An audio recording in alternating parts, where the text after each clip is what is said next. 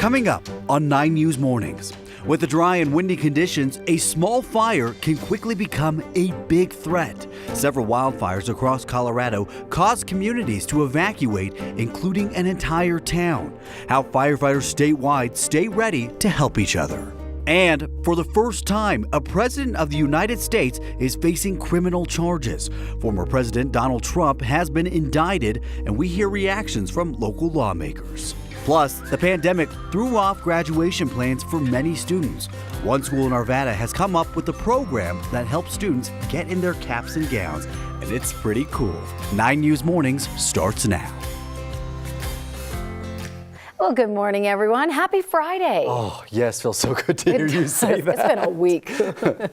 All right, we're going to get a check of the forecast coming up in just a minute. First, we want to check in with Erica Lopez. Good morning. Good morning, guy. I only worked 4 out of 5 days this week, and it's felt like a week, guys. So I'm with you. We made it to Friday. Let's talk about what the drive looks like as you get ready to head out from our CDOT camera here. This is I-70 and 270. Light volume out here, and that's really what we're seeing across the entire metro area. As far as what travel times look like on I-70 right now, 8-minute drive eastbound between I-25 and 225. Same exact thing for your westbound ride along that same stretch. No major problems to report this morning across the metro. Lots and lots of green. We love to see that at this hour.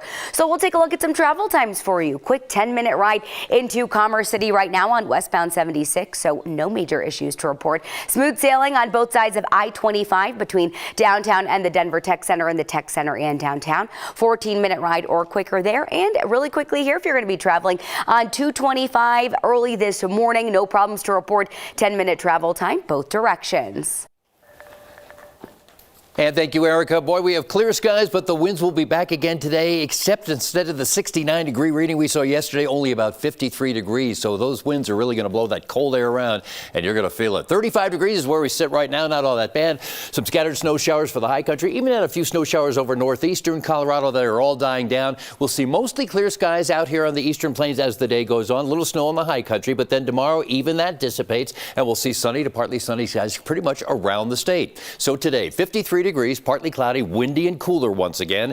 Then for tomorrow, tonight, mostly clear skies. It's going to be windy again and 30 degrees, but then the winds begin to die down, and it looks pretty good for tomorrow. Mostly sunny skies, warmer, 65 degrees. That's above normal for this time of year. Even better on Sunday at 68, 67 on Monday, and then on Tuesday and Wednesday, our next big weather change. Look at us drop those temperatures into the 40s with some snow showers, and then by Thursday, 46 degrees. Opening day for the Rockies, partly cloudy skies. But you know, we had those gusty winds yesterday, and we have the gusty winds again today. And Darius in the studio with us this morning. That cannot be helping the fire situation. Hey there, Ed. Good morning to you. Not at all. It was a very busy Thursday for brush fires that started to pop up across our state. One just north of Denver and one's still burning in Park County and Simla. There, the fire was spreading so fast they had to evacuate the entire town. West Metro Fire even sent a wildland crew down to help them. Fortunately, that evacuation order was lifted overnight after fire crews were able to get a handle on that fire. However, this just shows just how prepared fire crews need to be around this time of year. And not only fire crews, but anyone living in the state of Colorado. West Metro Fire is ready to respond with 3 trucks, each of those holding 500 gallons of water with plenty of additional resources. They also have brush trucks that carry timber equipment where they can work to cut away anything that often fuels fires. Thursday, they operated at preparedness level 2, ready to respond with the warm, dry weather. So everything is still dormant and you know, kind of been trampled down by the weather or by the snowfall, and now the weather is kind of starting to perk things up. You're getting a lot of wind, which is just tearing moisture out of the grasses, and the sun's, you know, hitting it and baking on it. It's a great time of year in Colorado, but not if you're a wildland firefighter. Bless you, Jordan.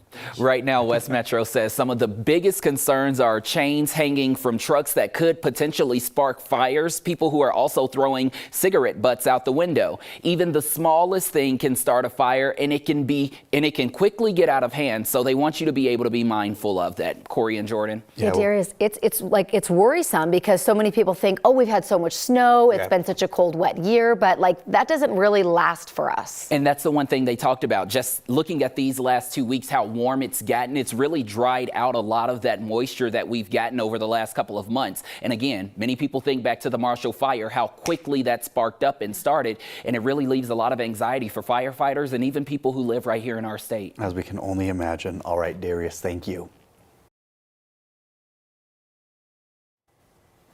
For the first time in U.S. history, a former president has been indicted. Former President Donald Trump is facing criminal charges. Colorado's Republican leaders are standing by Trump, and Democrats are saying that the rule of law means no one is above being held accountable. The president's lawyers say they expect he'll be arraigned on Tuesday. The specific charges are still under seal, but we know they're related to hush money payments made to two women before the 2016 election, including porn star Stormy Daniels.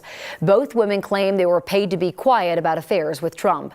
The Democratic DA in New York was focused on whether Trump or his team broke the law by arranging the payments or covering them up. The former president is calling the indictment a witch hunt. His lawyers say he hasn't committed a crime. Tina Peters, the former Republican county clerk indicted for election tampering, says she and Trump are being persecuted in addition to being prosecuted. Peters, who has been offered a formal role with the state Republican Party working on election integrity, says the indictment is a Democrat plot to weaken Trump. What do you think the chances are that you and or Donald Trump are in prison a year or two from now? Well, I'll tell you, if I thought I was going to prison, I would probably be on the beach somewhere, but relaxing. It's just like with Donald Trump's indictment. My indictment has nothing to do with the facts. Trump was warned of death and destruction if he faces charges. And 9 News asked Peters who she believes will be doing the killing and the destroying in that scenario. She said she didn't know because Trump supporters are, quote unquote, people loving people.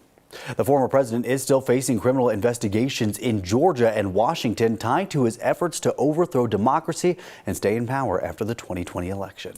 Well, the feds are still making arrests of those involved in the January 6th attacks on the Capitol. Now another Coloradan is facing charges tied to the insurrection. Investigators arrested Jonathan Grace from Colorado Springs yesterday in Denver. Investigators say Grace was part of the crowd of rioters who were pushing Capitol police officers, pinning them between their shields and a door. Grace is facing charges for engaging in violence on the Capitol grounds and some other charges. He's one of more than a dozen Coloradans who face charges tied to the attack on the Capitol. More than 1,000 people have been arrested because of that day.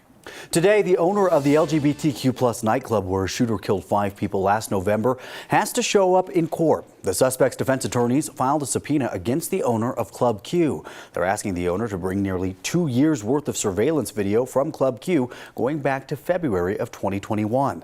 Last month, defense attorneys for the suspect told a judge the suspect had visited the club several times in 2021 and 2022, as well as in the hours before the shooting. Denver Parks and Rec is removing a pickleball court from Congress Park and ditching plans for a new court at Sloan's Lake because of noise. Neighbors near that Congress Park court have complained for years about the constant noise. The city sent inspectors out and found the sound from the paddles and the balls actually violates the city's noise ordinance by about 15 decibels. The deputy director of parks says new guidance on pickleball says courts should be built 500 feet away from homes. The Congress Park Pickleball Club has more than 1,400 followers on Facebook. It's very popular.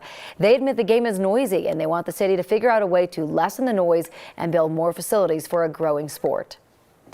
It would be irresponsible for me to bring back pickleball to this park, but let's find the right park to put pickleball so pickleballers can have their own space. There's good and bad for everything. There's 80 people getting exercise and building the community and getting to know each other and living in the world we want to live in, right? It says 80 strangers just not doing anything.